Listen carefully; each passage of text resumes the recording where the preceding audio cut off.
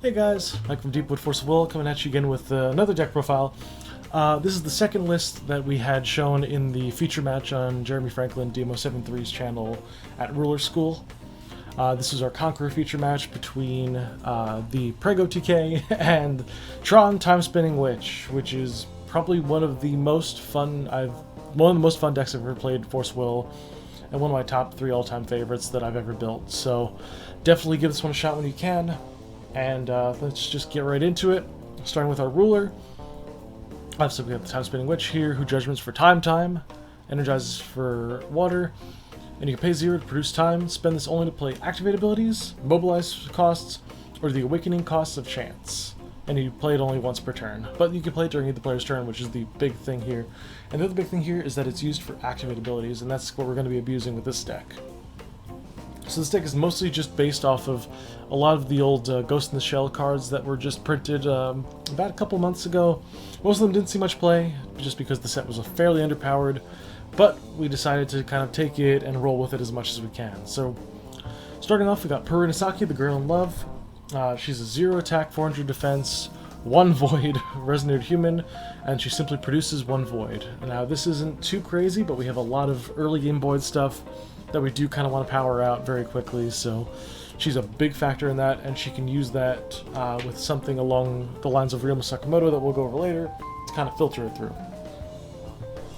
Next we have 3 Laureate, 7 Luminaries, Astrologian. This is very much a control mid-range kind of deck, so you definitely want something along with Laureate to be a very, very efficient, cheap way to stop things. It's not often that you're going to have the tools necessary to get rid of things, so having Laureate as a very efficient for his cost type of card is a big factor, and you'll notice that with a lot of cards in this deck. Next up we have Kusanagi Motoko, the Major. 2 cost for 600, 500.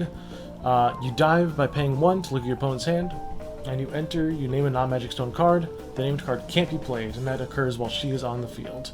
So Motoko's big thing is that dive cost is an activate ability for 1 void, which means you can use the time wheel produced by the Time Spinning Witch to use it. So it's essentially just a free look at your opponent's hand before you play this thing from your from the remove from the game area. So she's very versatile. You can play her almost any time that you're not already spending the time wheel to just kind of forward your gameplay. So she can come down very efficiently. You can know everything you need to know about your opponent's hand before she comes down. You get a similar thing that you get to like Aramaki, where you pay 1 for it, and then you play 1 to pay 1 to play her from the remove from game zone. But this way is a little bit more upfront, no cost, and then higher cost down the line, but a little more flexible for the way this deck works. Next up is Ryoma Sakamoto, who is a 2 void for a 400 attack, 400 defense musketeer. That doesn't matter much. But you can pay 1 void to produce 1 will of any attribute. Now, not only is this great for Time Spinning Witch, for being able to just kind of use free time will to produce any will of any attribute during either player's turn, but also once you get to a high enough mana count with the Tron lands, being able to turn those into any color is really solid for your big win conditions, which we'll go over later. So Ryoma is pretty much the glue for this deck, and kind of is the reason that it's as prominent and as fun as it is. Moving on, we have Aramaki and Togusa, which is a 3 cost, 200 attack, 600 defense. The dive cost is 2, your opponent banishes a Resonator. With Time Spinning Witch, that actually is just a dive 1, force your opponent to sack a creature, which is really, really solid. And then once you've kind of started getting control of the board, once you just need to dig for more resources, you just play Aramaki and Togusa from your exile zone to draw 2 cards, just on enter. It also provides another body for some win conditions that we see later, and it just kind of helps you dig through the deck. So very, very versatile card. This is probably one of my personal favorite cards that came out of the Ghost in the Shell set, just because it's been used in this deck, and I'm will double tap decks, so it's very versatile and very fun, so definitely something to check out. Next up we have Bato, the Motoko's buddy. He's sort of just a 1,000 for 3 kind of blocker most of the time. It can only attack if you control a card with Kusanagi Motoko in his name, which is whatever. But the big thing that you run him for is the fact that you can dive 1. Again, same as the Major, you could just do that during the other player's turn with the Time Spinning Witch's will, which is fantastic, to search out literally anything Kusanagi Motoko named from your deck to your hand. And that goes a long way when you have stuff like the Major, as well as Kusanagi Motoko, the 7-will 1400 with keyword soup, and also can't be cancelled. This thing is a nice alternate win condition that you can search out with Bakuto. Once you've got the Tron lands online, it just turns this into a really, really simple extra win con that the deck can get to. Really, really strong. Just generally one of the best control staples in Conqueror right now, but also made even easier by the fact that this deck just so easily searches and plays her. So definitely do not sleep on this card. This thing's fantastic. Moving on, we got the 3 Distortion of Time. You don't want to max out on these just because you have no way to Judgment Your Ruler in this deck, which means you're only ever going to really resolve one of these. But the moment you resolve one of these after you've developed a nice board, which you can very easily with the amount of small things like Purin, Aramaki, Motoko, sticking a Ryoma on board, the amount of things that you can just kind of build up and then lock your opponent out of turn, develop further, and especially because the Distortion of Time's Chrono Break can give you an extra stall turn in order to find your last of the Tron lands, which is really, really nice and a nice little added synergy. So definitely do not sleep on this card. The Distortion of Time is still very strong, and even with Lauren and a bunch of ways to get around it in Conqueror, it's something to be aware of. Next up is Wall of Wind. Pretty standard stuff, just a really, really solid 1-cost cancel. Once you put Ryoma Sakamoto on board, it basically just turns Wall of Wind into essentially a free cancel if your opponent is trying to play on curve, which is really, really nice for this deck. Similar to Laura, you want a lot of things that are just generally strong and good and efficient for their cost, and you want them to be low-costed or have a lot of void or no void in their cost. So Wall of Wind fits the bill very well. Next up we have 2 copies of the Final Battle, which is obviously similar to the others where it's just efficient for its cost. Once you get to a lot of your Tron lands, you don't have to technically pay the life to play this card, because you can just use the additional Void Will that you've stocked up on. But if you need to in a pinch, if you're playing against somebody who's developing a board very quickly and you haven't gotten your Tron online yet, Final Battle with the life payment can be a nice little catch-up mechanic. So definitely one of those cards that's really, really solid in general. Moving on, we have 1 Schrodinger's Observation. This is one of the deck's major win conditions. Once you start hitting about 5 lands or so and you hit the Tron combo, you're going to be producing about 10 extra mana per turn. Turning that into extra damage with Schrodinger's Observation is a great way to kill somebody. You saw in Game 2 of the feature match where Jeremy used Schrodinger's Observation to deal 3,200 damage in a turn. It's not okay sometimes, so it's definitely a strong card. It's very much at home in this deck because of how much extra will you can produce. You do need to get your Ryoma or your statues online, which we'll see later, to get it really working properly. But if you take the time and build up the board enough to where you can use it, this card will win you the game very easily. And in a similar vein, we have Favor's Command, which is just give your board the ability to kill your opponent on a card.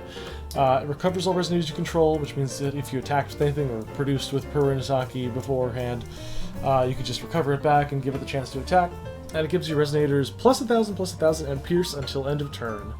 And giving that to a board of like 0 4s and 2 6s doesn't sound great, but when you add up the math, whoo boy, this thing does some damage. So definitely something to look out for. Then from there we just have a couple of little clerical things. Idol of Magic was used a lot in New Frontiers Witch decks because of how easy it was to get her to produce the extra will using them. In this deck is even more important just because all of your stones are void, so having Idol of Magic to help you fix your will, produce extra will, and also draws you further into your deck. Same with Angel Statue, except it sticks around a little bit longer, so if you're going into like turns where you're trying to Schrodinger's Observation and you just need that additional little push, Angel Statue is where it's going to get you there. So 3 copies of that as well. And then lastly we have 1 Class G's Tank, because it's 2 Void and it has 4 different Void abilities, and if you're producing like 7 to 10 extra Void per turn with the Tron lands on, you're going to have a lot of will to use on it. And these 4 effects are really strong, where you can just kind of gain 200 life if you just want to play this on 2 and use the extra will from the Time Spinning Witch. Pay 2 to make something, essentially give something barrier, which is really solid. 3 to draw a card is nice, and 4 to rest target Jace/Resonator can give you the extra turns you need to really set up your combo pieces. So, all in all, just a very flexible card. Stones are pretty straightforward. It's 4 of the Prime Minister's Office, because this one's the only one that produces 3. And then Home Ministry and Section 9 are 3 ofs, just because they produce 2, but as long as you've hit any combination of these 3 cards and have gotten them all on the board, you're going to be solid. And we saw Jeremy hit them around turn 4 pretty efficiently. The chance of that happening is fairly high, considering. Most of the time I believe you're guaranteed to hit these around turn 5 or 6, so once you're at that point, you're probably just killing your opponent with a Schodingers Observation. Now onto the sideboard, very simple stuff. 1 Motoko in Bodysuit. This is another thing that's searchable off of Bakuto, and because of the way that dive works with Time Spinning Witch, it's basically a 1 cost for Void, return something to your opponent's hand, and then if you need it later in the game, it's a 4 cost 8/8 that can't be blocked, which is unimpressive, but at the same time, if your opponent doesn't have a way to answer it, it can just help you seal up the game. You have 3 Deathscythe, just to make sure that if you're facing against any pretty aggressive rulers, or if you just need, you know, a way to stop your opponent from doing some kind of like Scarlet shenanigans, you have a way to do it. Look of Corruption, again, we want efficient 1 cost cards that have an attribute cost, and Look of Corruption is probably one of the most efficient discard cards in the game, so having it's a no-brainer. Similar with regard to Keys' Call, one of the best water cards in the game. Just having essentially 2 extra copies of Lorite in the sideboard is really, really nice. So this card's very strong and also draws you into your deck. Nice to have 2 Loki's Insight.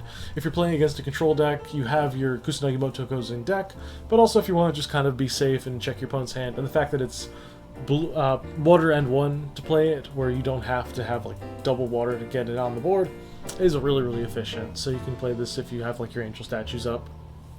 And then lastly, similar story, Amaterasu's Foresight is just there to make sure that we survive long enough to where we can spin our opponents with those Tron lands and get those big win conditions off. So if you need to buy an extra turn, Foresight is the name of the game. So with all that being said, that's pretty much it for this deck. It's a little straightforward just in terms of how it's built, but the way that the deck is played is very interesting.